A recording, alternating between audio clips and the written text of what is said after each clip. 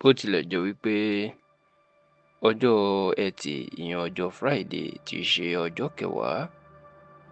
oṣù kínní ọdún tí a wà yìí ìyẹn the 10th of January 2025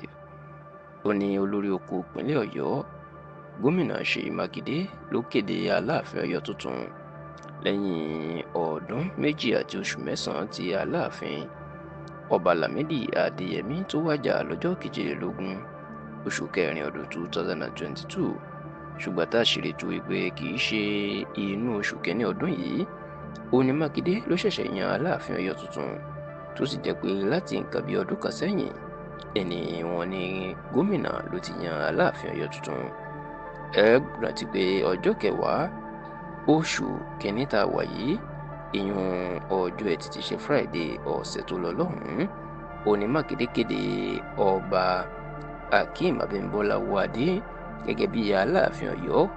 ìkẹrìndínláàádọ́ta 46 Aláàfin Ọ̀yọ́ tó sì jẹ́ wípé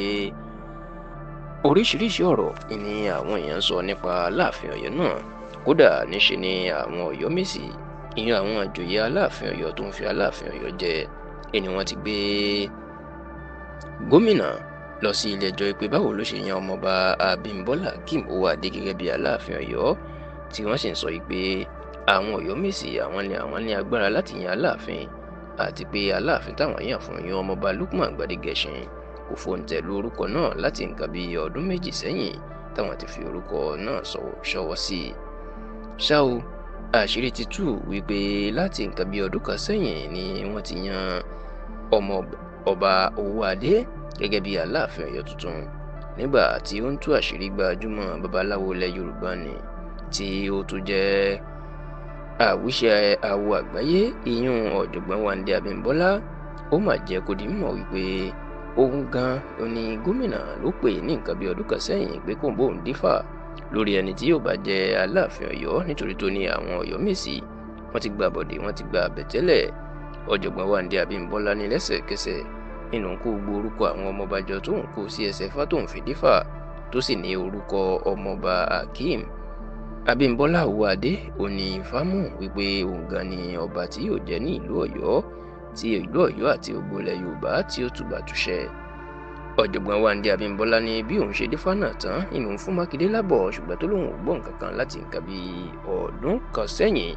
Bàbá ẹni ọdún 92 years náà wàá jẹ́ kó dìímọ̀ ìpè láìpẹ́ yìí ó ní Mákindé rán àwọn èèyàn sóhun nígbà tó gbọ́ pòun ti wá sí Nàìjíríà látòkè òkun tóun wà ìpè kóun tún bóun dífà nítorí pé òun ti ṣetán láti kéde Aláàfin Ọ̀yọ́ tuntun. Ọ̀jọ̀gbọ́n Wándé Abímbọ́lá lòun jẹ́ kó dìímọ̀ pé kò sí báwọn ṣe fẹ́ dífá jù bẹ́ẹ̀ lọ Ifá kì í yí nǹkan tó bá sọ padà ìpè ẹni tó mú náà ni yóò mú ṣùgbọ́n tó lóun tó tún Ifá náà dá láti tẹ àwọn tí Mákindé rán sí òun lọ́rùn tó sì ní Ọba Hakeem Abímbọ́lá Owóadé ò ní Ifá tún mú padà. Ọ̀jọ̀gbọ́n Wándé Abímbọ́lá ní àsìkò náà wá tú àṣírí fóun pé ní gbogbo ọdún kan sẹ́yìn tí òun ti bá wọn dífá tó ti mú Ọba Hakeem Abímbọ́lá Owóadé gẹ́gẹ́ bí Aláàfin Ọ̀yọ́ tuntun ó lóun ò mọ̀ pé Mákindé ó ń ṣe ìwádìí nípa bàbá náà láti mọ̀ bóyá ó ní jìbìtì tàbí ó ní ìwà burúkú kan lọ́wọ́ ni èyí tí Ọ̀jọ̀gbọ́n Wándé Abímbọ́lá lòun kò mọ̀. Bẹ́ẹ̀ ni gómìnà Ṣèyí Mákindé náà ti tú àṣírí wípé Ifá ló yan ọmọọba Abímbọ́lá Hakeem Owóadé fóun kì í ṣe pé òun fi òṣèlú yàn án tó sì jẹ́ kó di mọ̀ wípé òun kò rí ọba Abímbọ́lá Hakeem Owóadé rí láyé òun bẹ́ẹ̀ làwọn kò jọ sọ̀rọ̀ rí kí gbogbo èèyàn lè mọ̀ wípé kì í ṣe òṣèlú tàbí ọ̀rọ̀ nǹkan kan lòun fi yan Aláàfin tuntun bí kò ṣe pé